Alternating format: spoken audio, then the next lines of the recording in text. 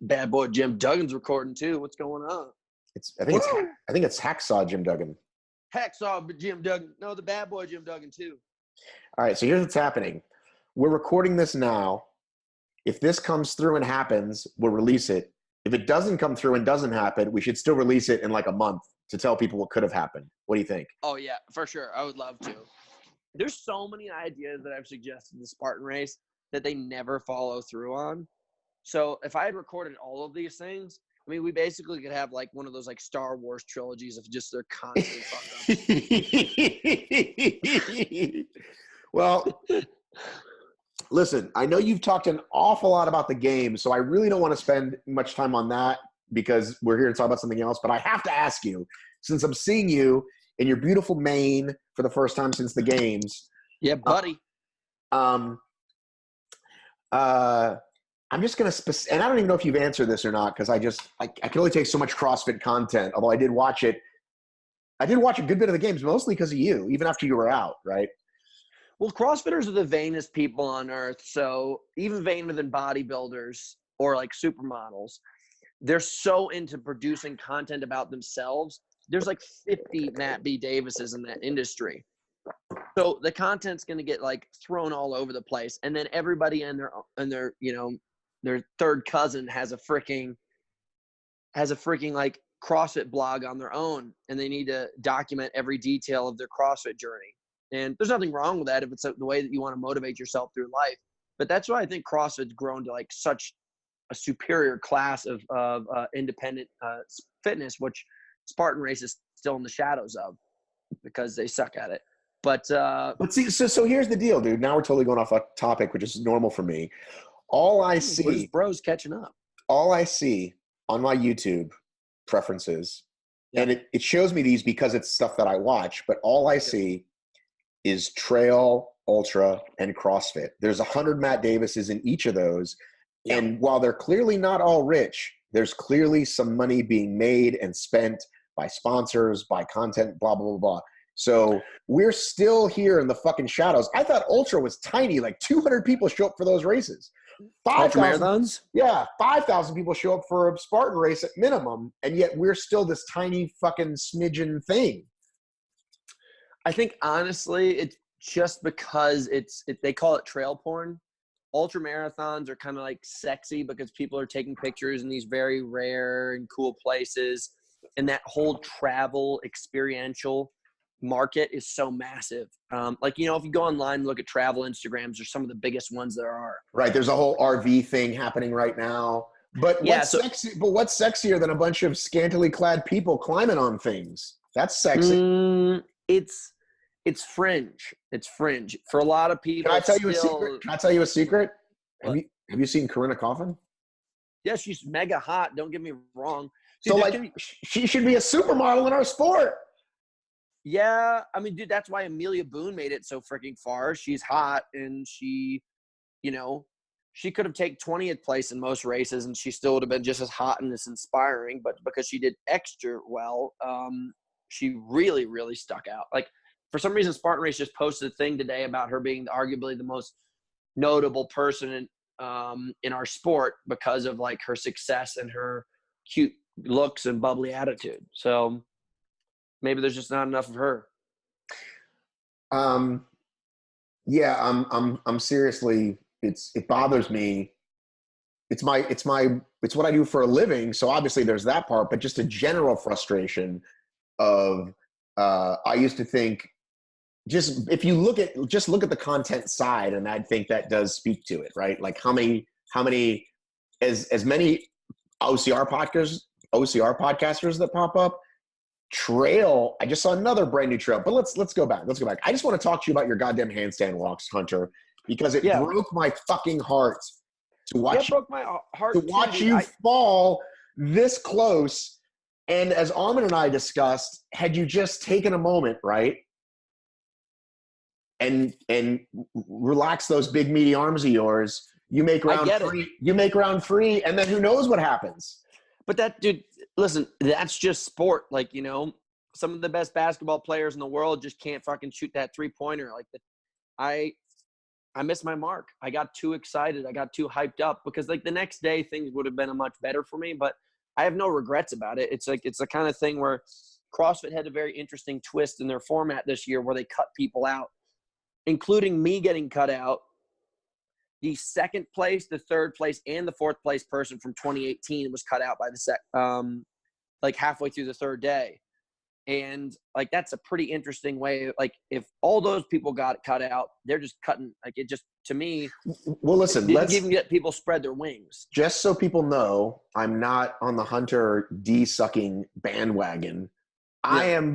I know you're not making the top 10. Like that's probably not happening. But making it to the next day, especially ahead of a lot of those people, and then doing something like a ruck run where you could really succeed, it just would have been awesome and a way to stick it to fucking Dave Castro. That's all. So I just needed to say that 100%. To you out loud. I just needed to say that to you out loud.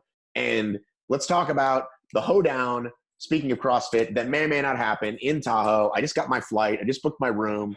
I'm really excited. Diggity. And even more excited now that I see my friend Hunter might be there. Your boy H is coming to town.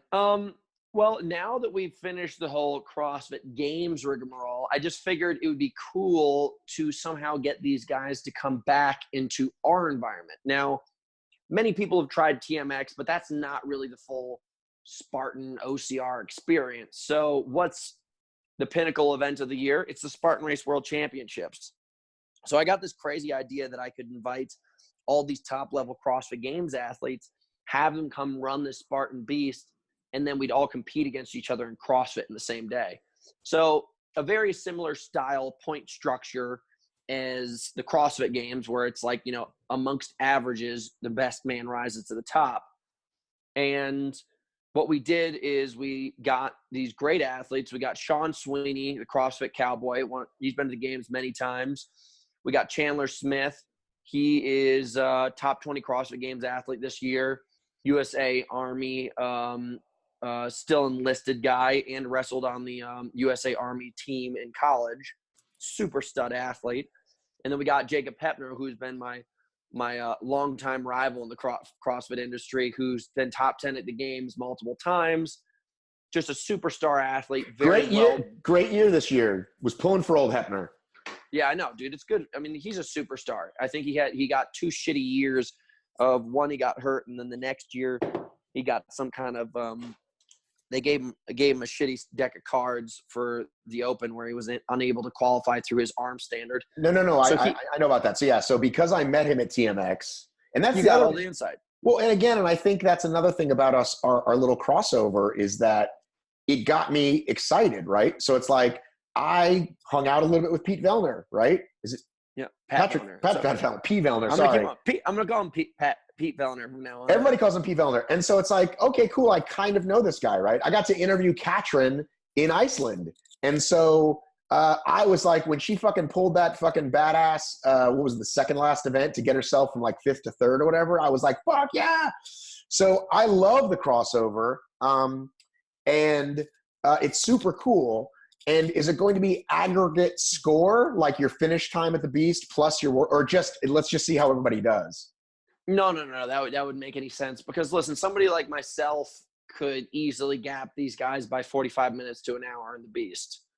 And not to say that they're not super talented athletes, but it's just like the same reason when it comes to a snatch, some of these guys are going to snatch 60 more pounds than me. We're both spectacular athletes. We just have different strengths. So It will be best result there. Let's say I take 1st place. Heppner takes 3rd place for some reason. There'll be, by the way, there'll be 3 Spartan athletes, 3 CrossFit athletes. I'll introduce the Spartan athletes in a second. Then we go into the CrossFit format, which will be, I believe, 4 workouts. I'm not designing the workouts. Yancey Culp is designing the workouts. Perfect. He's the perfect guy. I know, he's great. He's great. We've been working really hard on this thing, and I'm very, very appreciative for him getting so focused. Because Hunter McIntyre, Yancey, got this great idea. Listen, man, this is what we're gonna do. We're gonna use the brand new Power Systems power bags. Okay, we're gonna highlight those, and then we're gonna throw some Beat Elite in there. Stick it up your poop chute. Sorry, go ahead. Yeah, that's the first workout. So basically, we got these guys. So then those workouts come out and it's going to be best of results there. Like, let's say I take 6th in one workout, then I take 3rd in another workout, and Heppner is doing his thing, you know, Sweeney, Smith, they're doing their thing. And it's going to see if the CrossFitters are fitter than the Spartan race athletes. Now, these CrossFit workouts are going to be Spartan-esque style. So it's not going to be like squat cleans and bar muscle ups. It's going to be like, you know, imagine like tire flips and traveling through the rig. So it will be still a great test of fitness, but it will have that Spartan-esque style. So it's evenly balanced in each direction, so no one's getting an unfair option. And the reason why we put the Beast in there is because it's like, you know, we know these guys can do it, first of all, but second of all, it's like, if you want to do the Spartan experience, show up and do the thing. And I asked the guys, I was like, hey, we can skin this a couple different ways. How do you want to do it? And all the guys stood up and were like, yeah, I want to do the full freaking distance. Like, if you showed up to our thing and gave it a chance, Chandler Smith said to me, he's like, I want the full Monty. And I was like, wow, that's pretty badass. So we have those 3 guys. We have myself, Kempson, who a very decorated obstacle course racing athlete with a very good, you know, functional fitness background. He always did very well at TMX. He won the inaugural, Spartan Combine this year in in Vegas, outside of there. And now he's had a very successful year in the Stadium Series. So he'll be in there too. And then we have, you know, everybody's longtime favorite, Isaiah Vidal. Now, I figured you were going to say Isaiah. Just to clarify, this is Matt Kempson. Matt Kempson, of course, yeah. Who also just took your buddy Alex's money at this random-ass workout thing they designed in Vermont. You see that? Yeah, so, you know, Kempson's in pretty – he's in gunslinging shape. He's a beast. He's a beast, right? Yeah. We like old Kempson. Yeah. You know, it's interesting. You know how, you know, YouTube or Facebook will show you things, and the other day it popped up that Spartan Fit Aid thing you guys did, you versus Isaiah, that kind of like went nowhere but was kind of cool content, right? Remember that a couple years ago? And then it brought me back to, oh boy, the 2013 short course. Remember that thing? Dude, that was epic. Right? That was probably the greatest thing Spartan's ever done in its entire career. Why don't you explain it to people? Because I feel like somebody showed me an old video and I felt like I was watching like Super Bowl. It was 2014, by the way. Right. I felt like I was watching Super Bowl 1. Like I was one of the few, like there's not a lot of us that were there, especially that are still around, that watched this beautiful little thing unfold. Go ahead and tell people what it was. Well, first of all, let me tell you the development of it. Originally that year, Robert Coble had introduced the idea of having the long course, and then within the same day, we were going to do the short course. The overall results of both would be the Spartan World Champion. You could be individually the champion, the long, individually the champion, the short, but the overall champion was going to be the combination of the two. I thought that was DeSena's idea. I think Coble was the one who was basically giving it to us, but maybe DeSena was the guy who came up with it. I just remember Coble being like the introduction guy. So out of nowhere, like a month before the contest, Hobie Call butts in and says, it's unfair to have athletes do this much work in a day. It's not safe. And got this whole thing going on the Facebook. You know, everybody started parading through the streets with their Facebook accounts saying, Hobie says this, so we have to do it. So they fucking pulled it out. It was no longer both to be the champion. It was just the long. So then the day comes, we all race. Albin first, Atkins second, Cody third, Yatskow fourth, me fifth. And they took, I think, the next 15 people from first to 15th and had them all race the short course championship, which was at like 4:00 in the afternoon. Was it the same day? It was the same day. It wasn't Sunday? No, it was the same day. Oh my God, that is pretty nuts. But dude, look at the CrossFit games. These guys are doing I know, but I'm just workouts saying, today. like, you just killed yourself on the Killington Mountain. You've been in and out of water. You know, you've done a pretty hard race. Yeah, because now I remember them, like, it was like, who's this girl, Lindsay, right? Like, we have to bring her because she just finished fourth from the women. Like people were like, who's that? Okay, let's get her over, right? Because it was like, and so it was like, I think she didn't even do it. No, and Albin didn't do it either. So basically, Albin's like, what the fuck are you cunts doing? I don't even fucking mess with this fucking bullshit. Yeah, so he backed out, and I don't blame him. He'd put a really big effort in earlier, but so they created this loop that was probably about 300 meters long, and it had first it was 2 fences that you hopped over, then it was a cargo net, then it was under barbed wire, then it was a log carry, then it was a herc hoist, then it was a dunk wall, then it was a monkey bars, and then it was a spear. So it was I can't 8 believe you remember the whole course. That's amazing. That's because I fucking won the thing. Of course you did. Yeah, so I remember that thing well, but I also had trained very hard for this thing because I was like I took 5th in the long distance and 1st in this, so that would have made me the overall world champion that year. But because of Hobie's little parade, I got knocked out of that. And don't get me wrong, did Hobie even do it? I don't think Hobie did it. What an ass cheek. But he had to stand by his word because he basically said he originally started that whole thing of it was not fair for us to work that hard for Spartan's entertainment. But it ended up working out very well, and it was a brilliant little side hustle. And it was the first time, I think, in history, and I think maybe even ever besides TMX, where we had a freaking full lineup of people all around. There had to have been hundreds of people lined up watching this thing, and we had big cameras and we had microphones. It was holy shit. What I remember was the high stakes feeling every time you guys came around, and the spear was the last thing, and if you missed it, your race was essentially over, and you never missed. I think you were the only guy that never missed. Yeah it was.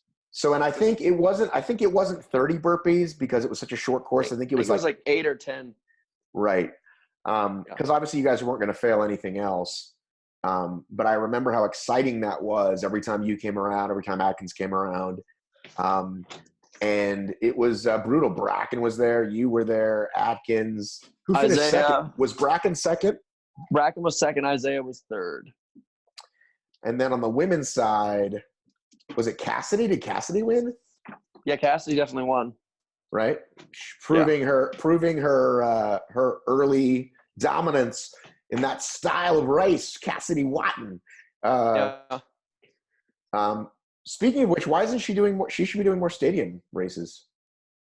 I think her body's pretty fucked up. Something happened to her where she got like some kind of like chronic fatigue syndrome. She's letting Orla take all that love, and now Corinna's back. Corinna's back, but you know how that goes. You know what's really interesting? I tried to get so many of the women involved in this project, and it just didn't work well. I could literally call, like, I've just got a Rolodex of these dudes who just are down for anything. I got a Rolodex of chicks who are superstars, not down for anything. But it's interesting because you have such a way with women.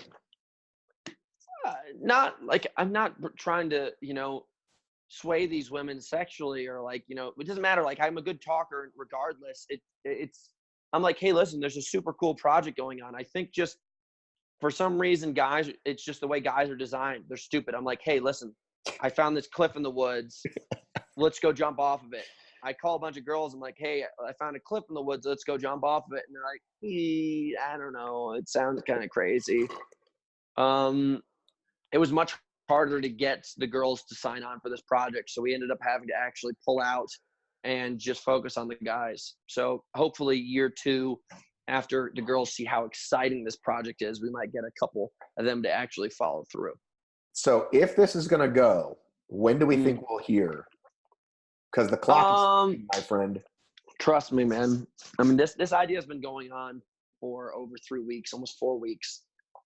And I'm in this email thread that's basically kind of like a whirlpool. Nothing stands still for long, and it could be gone out of sight. I mean, saying it's just like whoosh, everything. I'm like, I ask a question, and then it's over on the other side, and another question is asked, and the first question is never answered. I'm like, well, what the fuck is going on? So, listen, I'm not an event coordinator. I understand that Spartan Race is under tremendous amounts of stress trying to make sure that they create a very premier experience for the professionals and the people who are paying to run on Saturday. So I imagine that things will probably be released in the next 7 to 10 days, meaning probably September 10th to 15th. Will the workouts take place in the festival area? That's supposedly the idea. We have like a festival area that's going to be under the lights at nighttime. So everybody who's run the Beast on Saturday or anybody who's producing on Sunday will be able to come in and watch this thing. And I think it will probably be the biggest thing that's happened to Spartan Race at an event that will allow people to really have a reason to stay at the venue and kind of watch, because watching the Beast is like watching the grass grow. It's pretty hard and monotonous to really experience that. But this is going to be high octane for two hours straight. And it's going to take place. Crush it. And it's going to take place on Saturday? Saturday night, September 28th, baby. Woo! So Saturday night. Yeah. Like afternoon, evening. Before the sun goes down, after the sun goes down? Before the sun goes down. It'll be like sunset. Let's pray for good weather. I think it's supposed to be good weather. Even if it's bad weather, fuck it. No one's watching anyone do exercises in the rain, though.